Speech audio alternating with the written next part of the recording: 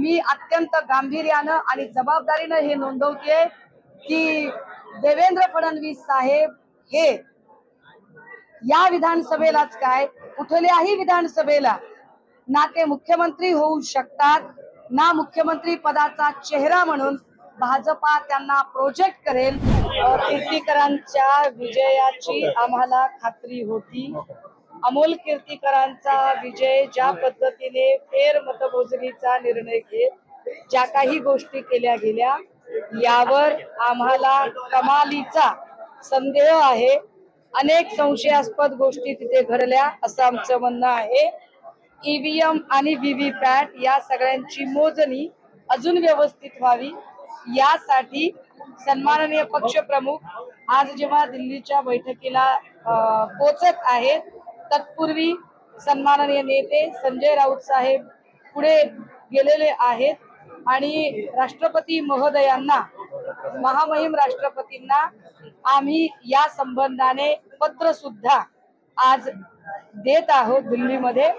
दुसरी गोष्ट अशी की या इलेक्शनला चॅलेंज करत आम्ही आमची न्यायालयीन लढाई सुद्धा अमोल कीर्तीकर भैयांच्यासाठीची उभी करत आहोत।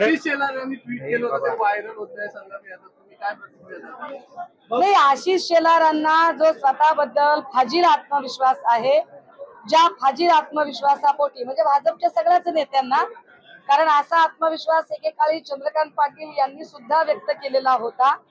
आता जर आशिष शेलारांचं म्हणणं होतं की महाविकास आघाडीला 18 पेक्षा जर जास्त जागा मिळाल्या तर ते संन्यास वगैरे घेणार होते, मग आता जर 30+ जागा झालेल्या आहेत तर शेलारांनी मला मुहूर्त सांगितला पाहिजे संन्यासाचा, म्हणजे मी शेलारांना त्यांच्या संन्यास घेण्यासाठी काय भगवी कपली, रुद्राक्ष माळा, काठी, लोटी, काय त्यांना काय बाड बिस्तरा, अंतरून पाय सगळं घेऊन देईल ना।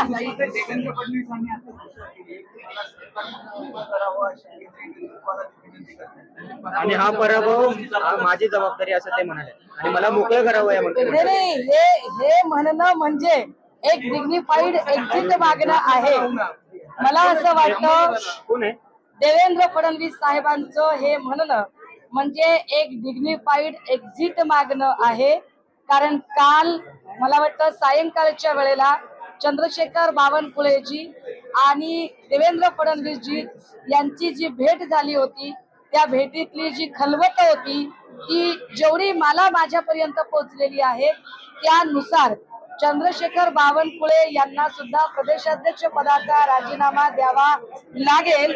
या सगळ्या निवडणुकीमध्ये पक्षश्रेष्ठींपर्यंत पोहोचलेली गोष्ट की देवेंद्रजींबद्दल महाराष्ट्रात असलेली नकारात्मकता, त्या नकारात्मकतेचा फटका हा भाजपाला बसलेला आहे असे समजून भाजपा देवेंद्रजी आणि चंद्रशेखर बावनकुळे यांच्यावर एक कारवाई करण्यासाठी बहुतेक त्या तयारीत आहे, पण त्याच्या आधी आपणच स्वतःहून एक डिग्निफाईड एक्झिट घेण्याचा प्रकार म्हणजेच देवेंद्रजींचे मुख्यमंत्री कधी होऊ शकणार नाही माझं अजूनही ठाम म्हणणं आहे। काल जर कुणाला असं वाटलं असेल की मी विजयाच्या उन्मादात किंवा चिडून म्हटलंय तर नाही, मी अत्यंत गांभीर्यानं आणि जबाबदारीनं हे नोंदवते की देवेंद्र फडणवीस साहेब हे या विधानसभेलाच काय कुठल्याही विधानसभेला ना ते मुख्यमंत्री होऊ शकतात, ना मुख्यमंत्री पदाचा चेहरा म्हणून भाजपा त्यांना प्रोजेक्ट करेल। भाजपाला कदाचित मुख्यमंत्री पदाचा चेहरा म्हणून प्रोजेक्ट करायचं असेल तर एक वेळ विनोद तावडे यांचं नाव, तावडे साहेबांचं नाव पुढे येऊ शकेल, परंतु देवेंद्रजींचं नाव पुन्हा कधी मुख्यमंत्री पदासाठी येईल असं मला अजिबात वाटत नाही। भाजप आणि महायुतीचं सरकार आहे त्याला सर्व राज्याने स्वीकारलेलं आहे आणि अशा प्रकारे लोकसभेमध्ये पराभव झाल्यानंतर मात्र की आम्हाला या सरकारकडून अरे जे लोग म्हणत होते कि हम राम को लाए हैं वो राम भी इनको अयोध्या में नहीं ले आकर पाए, तर या सगळ्या गोष्टीत आणि मोदीजी माणसं तर माणसं देवांची सुद्धा साथ किती पटकन सोडतात की ज्या मोदीजींनी काल निकाल लागल्याबरोबर जय श्रीराम म्हणायच्या ऐवजी जय जगन्नाथने सुरुवात केली, म्हणजे मोदीजी माणसांचीच साथ सोडतात असं नाही, तर मोदीजी करत सुरो वैद्य मरो प्रमाणे देवांची सुद्धा साथ फार चतुर. चंद्रकांत खैरे यांनी पराभव स्वीकारला आहे. मात्र त्यांचं म्हणणं असं आहे की काही नाराज शिवसैनिक होते, त्यांच्यामुळे हा पराभव झाल्याचा त्यांचा आरोप आहे. नाही, मला असं वाटतं की या सगळ्यांमध्ये आता इतक्या घाईघाईने कुठलाही निष्कर्ष काढणं योग्य ठरणार नाही. परंतु या सगळ्यांमध्ये जिथे खैरे साहेब आहेत, बुलढाण्यामध्ये नरेंद्र खेडेकरचे आहेत, या दोनही ठिकाणी आम्हाला मतविभाजनाचा फटका बसलेला आहे हे स्पष्ट आहे. कारण बुलढाण्याच्या जागेवर अपक्ष उमेदवार किंवा इकडे MIMचे इम्तियाज भाई, या सगळ्यांमुळे आम्हाला मतविभाजनाचा फटका बसला हे खरं आहे.